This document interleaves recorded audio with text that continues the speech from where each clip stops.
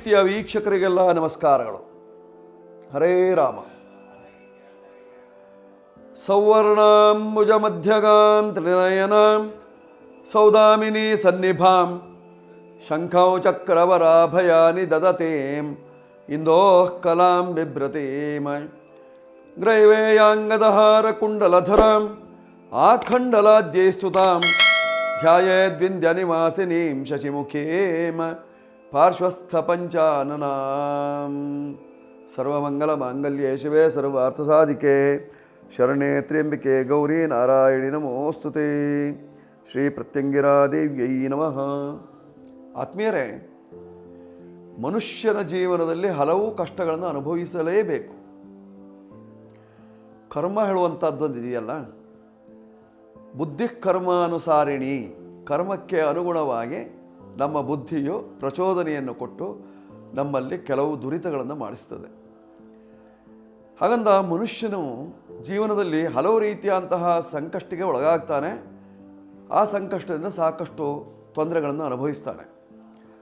ಈ ಸಂಕಷ್ಟಗಳು ಅವನ ಕರ್ಮಕ್ಕೆ ಅನುಗುಣವಾಗಿ ಬರೋದು ಬೇರೆ, ಬೇರೆಯವರು ಮಂತ್ರಮಾಟಾದಿಗಳ ಮೂಲಕವಾಗಿ ಮಾಡೋದು ಬೇರೆ.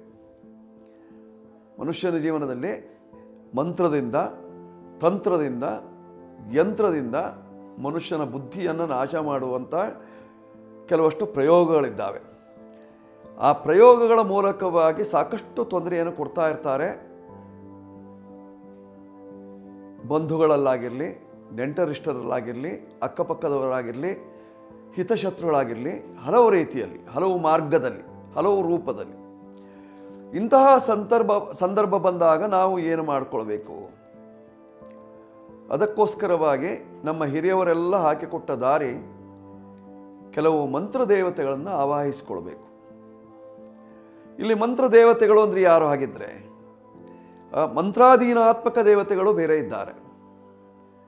ಮಂತ್ರವಾದಿಗಳು ಸ್ಪಷ್ಟವಾಗಿ ಮಂತ್ರಗಳನ್ನು ಉಚ್ಚರಿಸುವುದರ ಮೂಲಕವಾಗಿ ಆ ಮಂತ್ರ ದೇವತೆಗಳನ್ನು ಆವಾಹಿಸಿಕೊಂಡು ಆತನ ಮೂಲಕವಾಗಿ ಮಂತ್ರ ಮಾಟಾದಿಗಳನ್ನೆಲ್ಲವನ್ನು ಪರಿಹಾರ ಮಾಡ್ತಾರೆ.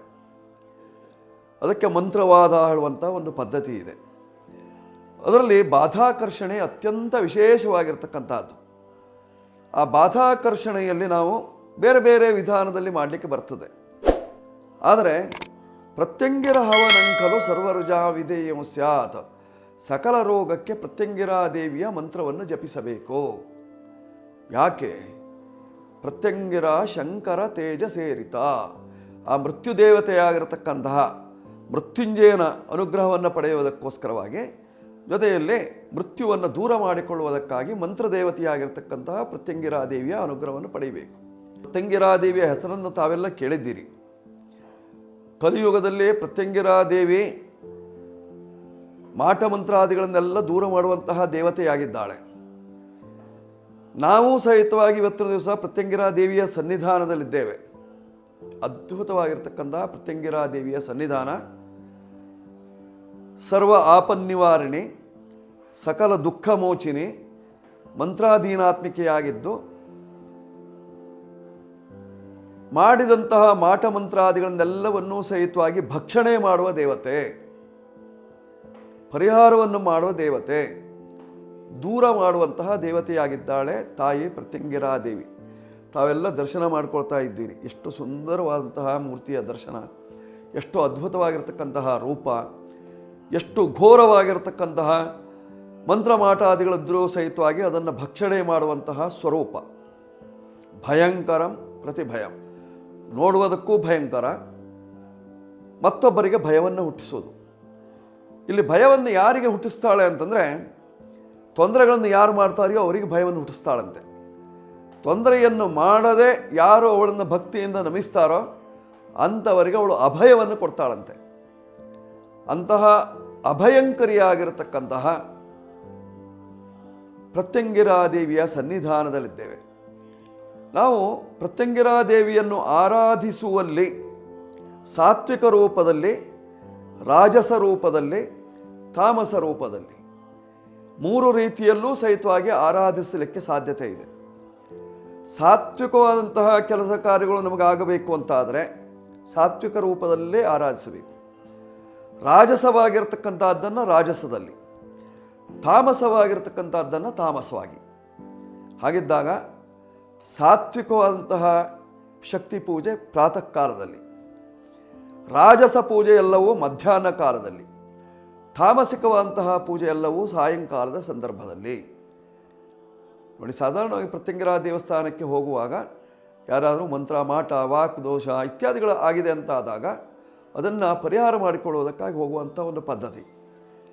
ಅಂತಹ ಸಂದರ್ಭದಲ್ಲಿ ತಾಮಸಿಕವಾದಂತಹ ಪೂಜೆ ಪುನಸ್ಕಾರಗಳನ್ನು ಮಾಡಿಸಬೇಕಾದಂತಹ ಸಂದರ್ಭ ಇದ್ದಾಗ ರಾತ್ರಿಯ ಕಾಲದಲ್ಲಿ ಪೂಜೆ ಮಾಡಿಸ್ಕೊಳ್ಬೋದು. ಒಟ್ಟಾರೆ ತ್ರಿಕಾಲದಲ್ಲೂ ಸಹಿತವಾಗಿ ದೋಷವನ್ನು ಹರಣ ಮಾಡುವಂತಹ ಶಕ್ತಿ ದೇವತೆ ಯಾವುದು ಅಂದರೆ ಪ್ರತ್ಯಂಗಿರಾದೇವಿ.